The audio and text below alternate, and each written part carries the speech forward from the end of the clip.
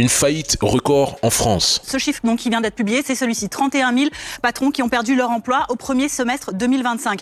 À titre de comparaison, l'année dernière, on était à peu près un peu moins de 30 000. C'est une hausse de plus de 3% donc, sur la même période en un an. Si on regarde maintenant à l'échelle annuelle sur des années entières, j'ai regardé les 3 derniers rapports donc, de ces associations. En 2023, vous le voyez, on était autour de 51 000 défaillances d'entreprises. Un chiffre qui était déjà en augmentation de 33% par rapport à l'année précédente.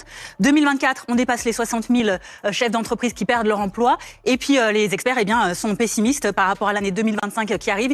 Ils estiment que les défaillances seront chiffrées autour de 67 000. C'est encore une progression de 10% par rapport à l'année précédente. À savoir que parmi les types de défaillances d'entreprise, 2/3 concernés en 2024 des liquidations judiciaires. Effectivement, la France est en train de s'effondrer de l'intérieur.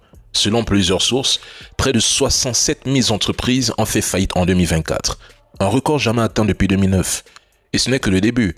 Les prévisions pour 2025 annoncent près de 90 000 défaillances d'entreprises, car rien qu'au premier semestre de cette année 2025, la France comptabilise déjà près de 37 000 patrons qui ont perdu leur emploi. Et pour 2026-2027, la courbe ne fera que grimper. La famille, chaque jour en France, plus de 170 patrons perdent leur emploi, broyés par un système qu'ils ont eux-mêmes nourri. Rien qu'entre janvier et mars 2025, près de 8 000 emplois de dirigeants ont disparu. Les secteurs tombent les uns après les autres et sous vos yeux se dessine un paysage économique ravagé. Derrière ces chiffres, ce sont des vies détruites, des familles brisées, des régions entières appauvries. La trésorerie des entreprises est étranglée.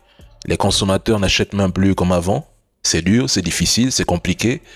Les marchés se ferment, la désindustrialisation est massive et la moindre tension suffit à briser les structures déjà fragilisées.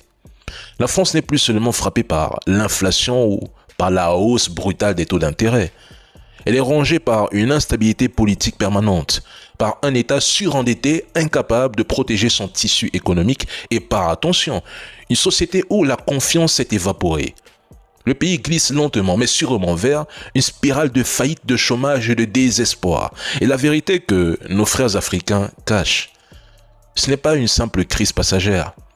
C'est un processus de décomposition. Les fondations craquent, le système se délite et bientôt la France devra faire face non seulement à des entreprises mortes, mais à une économie entière